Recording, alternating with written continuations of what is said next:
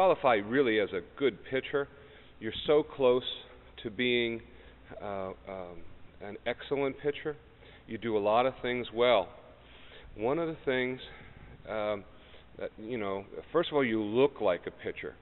You're standing here, you have your eyes direct on the target, you have your glove up right here, you're approached, you have your hands, you approach the batter with this amount of seriousness and competitiveness. You also have your arms in an appropriate position. So far that's really good. Let's slide a little bit further down here. The next critical point, of course, would be, let's see if it is smoother this way. Okay, your balance point here. Now we've changed the balance point. Not we, the business has changed the balance point, the pitching business, so to speak. We're going to change this for you, but right now this is very good. Your leg is up in the right position. It's not too far kicked back. Let me grab my arrow. It's not too far back this way. Okay. It goes down correctly. Your hands separate nicely. We'll come back to that a little bit. You get into this position here, and here's something that you do well that I'm sure that you have no idea how well you do this, and that is you have your hips rotated for a power position. It's interesting you get the name power here. All right, well, this is power, and let me explain to you right here. Okay, you got that. Your belly button forward and your elbow back, and you can see right here. Grab this tool over here. See these pulls in your shirt right here? All that is called torque, and that torque is actual power. And when you come forward here, your stride, there's two really good things that I like here. This angle right here is almost perfect. In fact, I'd call that perfect. The American Sports Medicine Institute would like to see that angle at 117 degrees. Well, 1 degree off among friends. Hey. Another really good thing is this angle right here. Let's see if I can make that 90 degrees there. 164 degrees. Major League Baseball talks about, and that's this angle right here, goes around like that, cut right through there. That angle right there is a Major League standard is 162 degrees.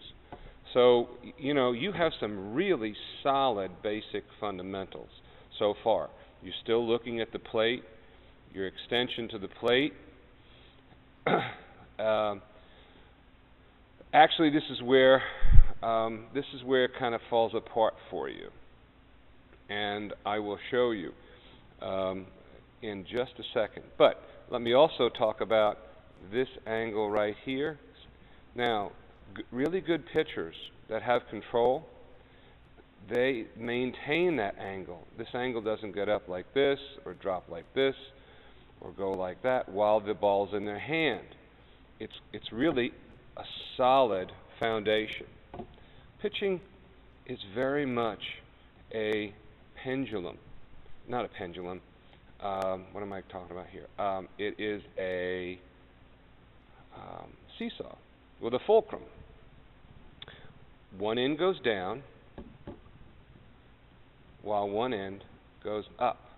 This side has to come down first. The front side goes down first, and the back end has to go up second. You can't do that. See where you're releasing the ball right here. This is the ball out of your hand. I think you can see that release. But your head is behind this fulcrum. So how are you going to follow through properly? Therein lies, Mike, your challenge and something that we can fix for you. Let me show it to, let's go back here from this, and I'll show you how we can fix some things. First of all, we're going to take this little step away from you. That's a complete waste of energy and time. Next, Your hand is breaking apart as your leg is coming up almost. All right, see now, this side is going, this is time, a pitcher's timing. Everybody says, well, what's a guy's timing? Timing is only sequence.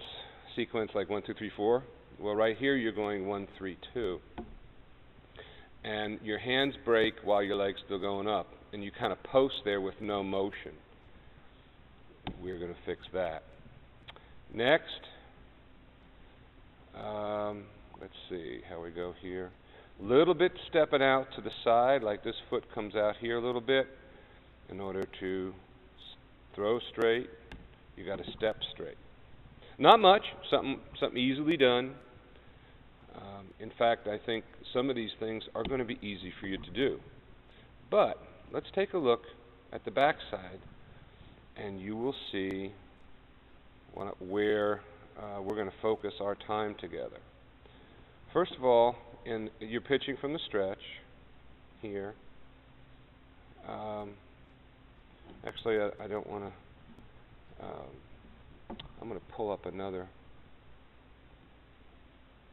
All right, let's put this one up. It's already up. Okay, kind of caught you in the middle of your wind-up here, but what you did is you had 2 feet on the rubber, not tool. You had 2 feet, 1 foot here, 1 foot there. Now, what you did is you took 1 foot over here to shift your body's weight so you could, from your right foot to your left foot here, only so you could turn this foot around here, right? Watch. We're going to fix that because there's no need for that. If you had your foot out here and all of your weight, most of your weight, like 60% of your weight here, this foot becomes light, this foot doesn't have to move at all, and then you just turn this. I know what you're going to say. Some umpires in youth baseball say you have to start with 2 feet on the rubber. I'd like for someone, please, to show me that in the rule book. It is not necessary to have 2 feet on the rubber in a wind-up. Yet we constantly for years hear that. Okay, so now we're coming back here. And the reason we don't want to do that is because if you start here, you go here, and then you come back. See how your foot slid, by the way, right there? Also, the mound drops down this way, and it drops down this side on a real mound. Some of them more steep, right? So your heel is actually going to be below your toe, and you're going to have to push up on the mound, do it this foot, to get back up into a position. Really is tiring and fatiguing. Okay, next, we're going to get you in this position. Oh, okay, and let's see where you are. You barely get back. I was thinking that, you know, if you were in this position right here, this would explain your dilemma, how you spin out at the end, and why the baseballs are always going to the left side, lower left side of the target, in other words, blown away from a right-handed batter. However, you managed to get back right here barely, okay? And here's where it starts to, now right here, see everything's going great right here, but look at this over here. This is your glove. Now, this is not unusual. In fact, this is the most prevalent thing that we see in the thousands of pitchers that we've trained over the years. And that is, young boys have been taught to pull their glove to their chest. They don't. It's not correct to do that anyway, but they don't. They pull it to their side. And what happens is it pulls their entire body through the throw over this way. Watch what happens to you right here. Now, I'm going to stop it right here where you are. How do you think your knee feels when your entire body is going in one direction and your knee is still going straight? I don't know about you, Mike, but knees don't like to go back and forth. left and right. They just like to go, actually they do like to go back and forth. They don't like to go left and right. That looks to me like a painful position. In the long run, that's going to be fatiguing, and it's going to cost you not only accuracy, it's going to cost you endurance. In other words, your legs are going to get tired from all that twisting and what have you, and you could end up with a serious knee injury as you get older. Next thing is, let's back up here, and why does that happen? Okay, why does this? If I pull my glove this way and pull it back, why is that a problem? Well, what it does is it aggressively speeds up the top end of your motion. And while this motion here stops, it stops directly in line with the plate. If you're smart, this part keeps going.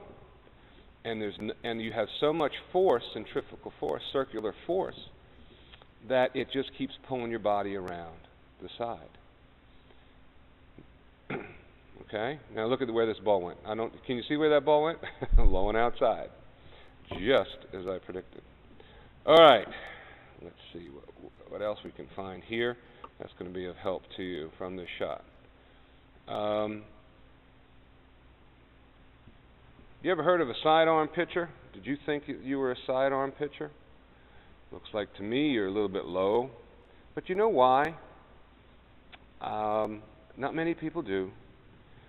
You can't correct a low arm slot like this. You can't correct this by making somebody alter their arm. It's this side right here that goes first, and if this side goes this way, this arm's going to go that way. It's like ice skaters or dancers. If you want where this should be, and where we're going to want you to be, is right on target, about this high on the front of your body. That's going to help you in two things. It's going to help you, let's go back to the other picture here. That's going to help you get extension to the plate, which you're not getting. It's like you have this great big wall here, the wall of Michael. All right? Now, the scientists say for every foot that you can increase the distance of release to the plate, for every foot you're going to gain 3 miles of visual perceptive speed, basically because the ball is in the air for less period of time.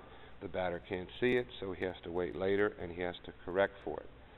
We believe that. We've seen that. You can actually see that in the records of pitchers, how some pitchers who throw very fast get hit because they release the ball way back here. It's in the air longer.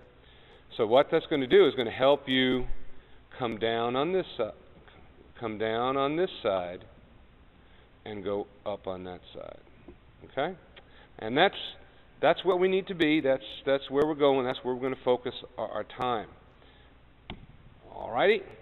Let's see what we can do to get on the floor and fix these things.